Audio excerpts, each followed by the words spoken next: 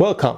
It's Facts You Don't Know. If it's your first time here and you want to find out new facts that will definitely make you smarter and more, and first make sure to subscribe and activate the notification bell so you don't miss anything. The baby fever bug has certainly bitten us, but these twin girls who make the internet swoon are totally worth all the oohs and ahs. Meet Isabella and Gabriella, two fraternal twin sisters who on Instagram have stolen our hearts. Giving birth is wonderful. Since the dawn of mammals, it doesn't matter that it's been around. Every encounter is new and every person born. But twins continue to fascinate us to no end among the millions born across the globe. When it comes to twins, there's a reasonably secure assumption that they would look pretty darn identical.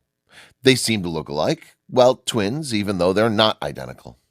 But every now and then, like never before, a pair of twins break the mold.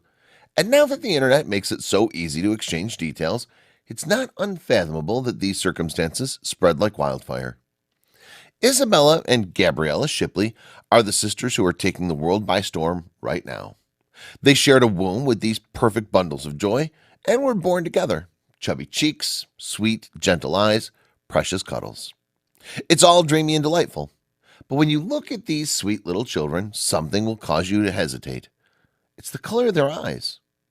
They don't just look like different from each other, as you can see. They look as though they're entirely different races from each other. There's a darker skin color to Gabriella than her twin sister, Isabella. The twin with a much lighter skin tone looks more like Angelina's big sister to the girls. Put side by side, the twins are often thought to not even be biologically connected to each other, let alone twins, conceived and born in unison. Clementine, the mother of the children, was delighted to share images of her beautiful daughters and was appalled when her Instagram was filled with plain ignorant messages. In their ridiculous remarks to this mother who was supposed to be enjoying a special time with her perfect baby girls, even those who meant well came off appalling. It was an incredible reception to share our babies online. It really infiltrates how amazing black genes are because we can produce babies that are so special. From our blogs, we've got a lot of support. They've been showered with positivity by most people. There have, of course, also been a few derogatory remarks, but that comes with the territory. We've run into derogatory remarks about Gabriella's color from time to time, if she liked and if she's found pretty because of her darker complexion. Some people still think they need to be mixed, but they're African American, gray eyes run in our family. And they have 2 of our 3 kids, showing again how awesome African American genes are. These special girls have landed on Clementine's Instagram account with over 36,000 followers since July and counting. Clementine is passionate about sharing her journey with all 3 of her daughters, despite some of the cruel and gross comments that roll in. Gabriella and Isabella, from her viewpoint, are just too special not to share, and we couldn't agree more. But it's not just their skin color that separates these girls from one another. According to Clementine, they also have very special personalities. Our oldest, Angelina, is doing well as a big sister, Shipley said of the 2-year-old. From the day she met the twins, she wanted to hold and hug them. Angelina was the youngest in an all-girl family for a long time, so we think she was glad to be able to help take care of the babies. Sometimes when she's trying to play with them, she's a bit rough, so we have to monitor that, Mom told Essence. But she's a wonderful big sister overall. There may be no denying their cute factor, but there's no question that they'll spend the rest of their lives reacting to skepticism of those around them that they are, in truth, twins looking at these precious babies. They've got their sweet big sister Angelina to look out for them too. This is not, however, the only case of that kind.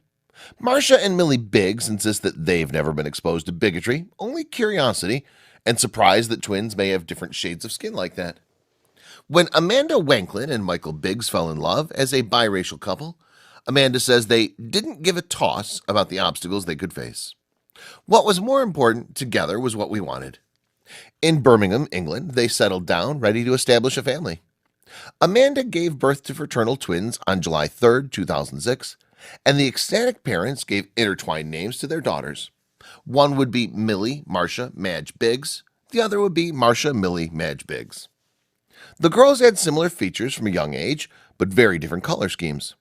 Marcia, like her English-born mother, had light brown hair and fair eyes.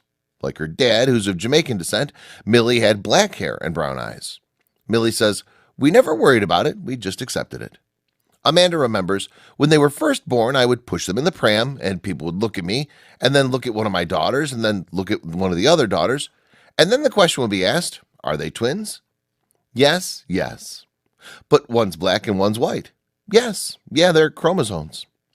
People who commented on the girls, Amanda says, were not overly aggressive or judgmental, but really curious. And then as time went by, people just saw in them the elegance. Amanda, who serves as a home care aide, calls her miracle 1 in a million to Millie and Marcia. But according to statistical geneticist Alicia Martin, it's not so uncommon for a biracial pair to have fraternal twins that each look more like one parent than the other.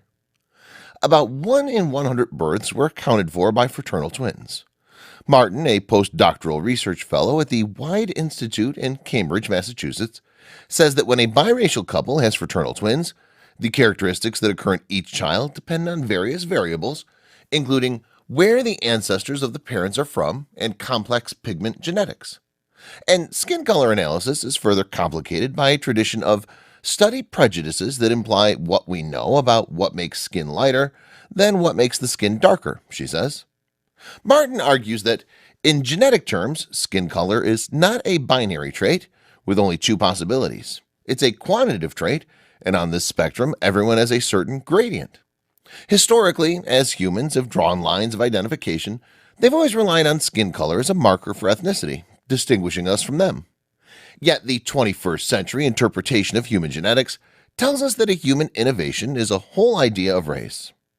Modern science confirms, writes science journalist Elizabeth Colbert, that the visible differences between people are historical accidents, the product of mutations, migrations, natural selection, separation of certain populations, and interbreeding, among others.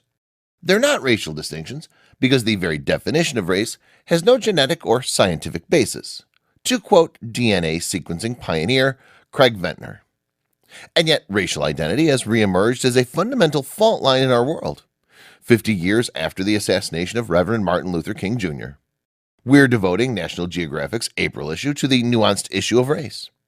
The race question includes a report about how race science theories arose, a letter from our editor discussing National Geographic's own checkered race history, and a video-driven feature documenting the problem of police stopping black men while driving. The problem in this month is just a starting point. We're doing stories during 2018 on the changing identities of main national, religious, and racial groups. For their part, the twins understand what prejudice is very well. Racism is where someone judges you by your color and not by your real self, says Millie. Racism is described by Marcia as a negative thing because it can harm the feelings of people. Michael, who owns an auto repair shop, says often because of the color of his skin, he's encountered animosity. He vividly remembers an incident from his childhood when a car full of men was driving around and yelling insults at him and his brothers. But now it's a different time, says Michael. Neither he nor Amanda ever observed the girls' racist conduct. And both Millie and Marcia agree that while people notice the difference in their looks, they've never felt prejudice. They think we're best friends when people see us, Marcia says. They're kind of shocked when they learn we're twins because one's black and one's white. But when asked about their differences, the twins discuss something else altogether. Millie likes girly stuff. She likes pink and all that, says Marcia. The color pink doesn't like me. I'm a tomboy. Humans are made as they are. Thanks for watching. Please like and share the video in social networks. We'll be right back to you as fast as we can.